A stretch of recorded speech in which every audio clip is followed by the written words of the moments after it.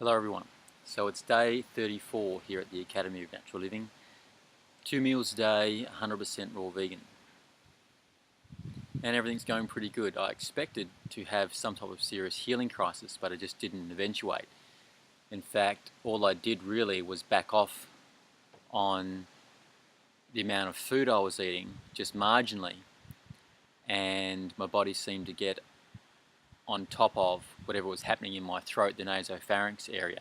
So in fact, it probably was just overloaded digestion. In fact, that's one of the first ways we make ourselves ill. It's just overloading our digestion. And there are many ways that we do that. And one of the videos I'm going to do very shortly is going to talk about that. But I just want to answer some questions. A lovely lady has contacted me on Facebook, which you are all welcome to do, by the way, under the name of Darren Hay, and I'll put that in the transcript below this video. Hey, you can get in contact with me on Facebook if you have any questions about what I'm doing and why I'm doing it, and maybe some technical questions about natural hygiene, biohygienics, or nature cure philosophy, and those types of things and their practices, which I've been studying, investigating, and putting into practice for the last 10 years. If you have any questions like that, then you can forward them to me on Facebook if you like, or even ask them in the comment section below the videos, and I'll do my best to get to them. But Jade has asked me several questions about natural hygiene, so I'd just like to take the time to answer those, because I think it's relevant and helpful for everybody. There is a lot of information on the internet about natural hygiene and the practices of this kind of lifestyle. I understand that it is a holistic approach to health and healing, but some hygienists say eat egg yolks, fish and cheese. So I actually don't remember encountering any hygienists who have said that. I'm not going to say that they haven't. In fact, I think Herbert Shelton did advocate dairy. But really, it comes down to living naturally and giving your body the nourishment that it needs, and that's going to depend upon the climate and the situation that you find yourself. When it comes to eating denser foods, so animal products, so you're looking at eggs or you're looking at dairy, and then you're possibly even looking at flesh foods, it really depends upon the quality of nutrition that you're getting. If you're not getting in enough quality nutrition, then generally what happens is you find yourself reaching for those animal products, whether it be eggs, whether it be dairy, or whether it be flesh. Now, each one of those comes with their own intrinsic problems in the metabolism of them, in the digestion of them, and possible effects in their body. But it basically comes down to the quality of nutrition. If you're in a climate that is particularly stressful, such as colder climates, then you might need fattier, denser foods in order to get in the required energy and nutrients, especially because in some of those colder climates, the quality and quantity of fresh fruits and even vegetables might not be available. So you're going to have to resort to cooking, and you're going to have to resort to eating animal products. So it's the quality of those foods that you do source, and then the way in which you prepare them, which is going to determine the level of health that you can reach. Ideally, I would say 100% raw diet, and I would even be tempted to say vegan, but it's going to depend upon you satisfying and reaching certain conditions, and that don't just include diet, but include a lot about your surroundings. So, I'm not against people eating those if that's what they need to survive. But in many instances, they just become convenience foods, and we eat them more from addiction than from actually satisfying any type of need. So I would say first, get in a sufficient quantity of fresh fruits and vegetables of the highest quality that you can, organic if possible.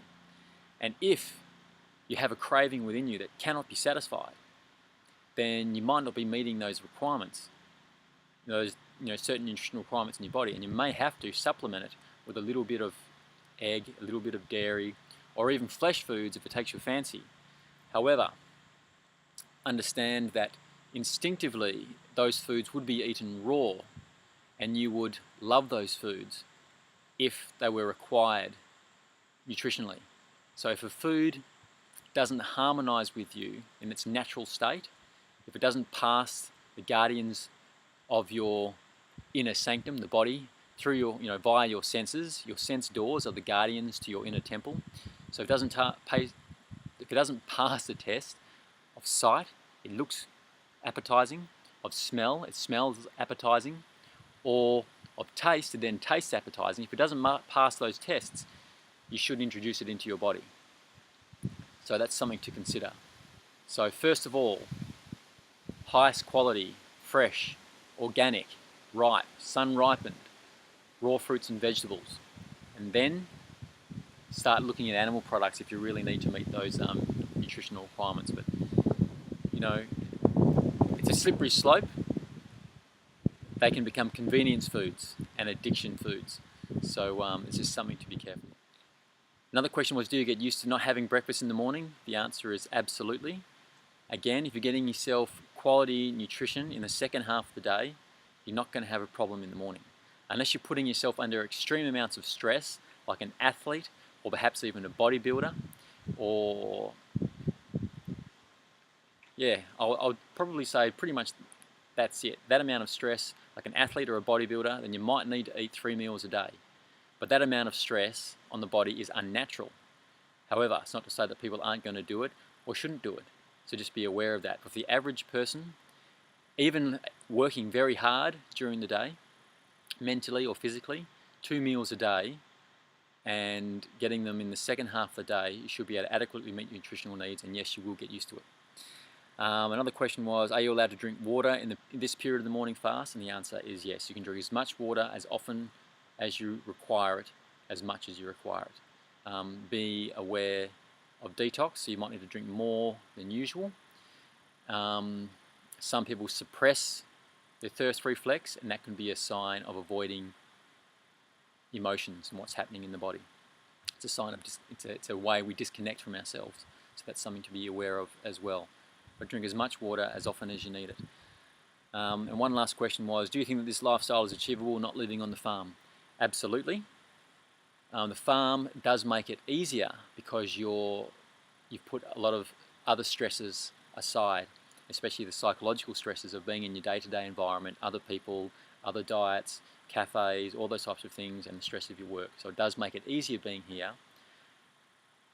But the whole journey is on self-awareness. And as you develop self-awareness, so you can go into the world and meet it, knowing yourself and knowing how you feel and what emotional circuits come up and run your life and control your life, and you're better able to meet those. So being able to come to a place like this, the Academy of Natural Living, and take time out to undergo some healing and some discovery of who you are, so it's the journey of self-awareness, enables you to meet those challenges. So yes, you can achieve it outside, and I have done so, certainly, but it is easier here.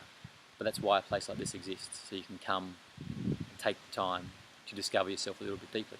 So I hope that's been helpful. Day 34, it's almost 5 weeks, 100% raw vegan, 2 meals a day. As you can see, I'm still alive and well. So I'm looking forward to bringing you some more material very shortly. Have fun. Bye-bye.